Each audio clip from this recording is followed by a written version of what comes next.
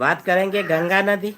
तो गंगा नदी भागीरथी के क्षेत्र, यह कहाँ से निकलता है गंगा नदी? तो उत्तराखंड के गोदावरी, गोमुख कहिए या गोदावरी, इस नदी का नाम क्या है? भागीरथी नदी। भागीरथी यानी, ठीक है। हम कहते हैं उत्तराखंड से में आकर के अलकनंदा में अलकनंदा और भागीरथी दोनों आपस में मिलती है, जिसके कारण यह गंगा नदी का निर्माण करती है। तो गंगा नदी का कहाँ होता है? हरिद्वार कहिए या प्रयागराज।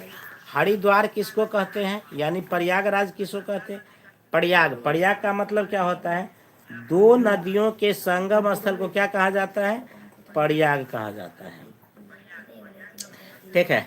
गंगा भागीरथी नाम से उत्तराखंड से निकलती है, गंगोत्री हिमनद होते हुए निकलती है और देवपरी में भागीरथी और अलकनंदा के संगम पर यह नाम गंगा बनता है। कौन नदी पर? तो गंगा नदी में आकर के यह मिलती, गंगा नदी बनती है। अलकनंदा भागीरथी के संगम से नदी बनती है, उसे हम क्या कहते हैं? गंगा नदी। गंगा नदी चौसा के पास बिहार के समीप बिहार में प्रवेश करती है। कौन जिला है? तो जिला बक्सर है।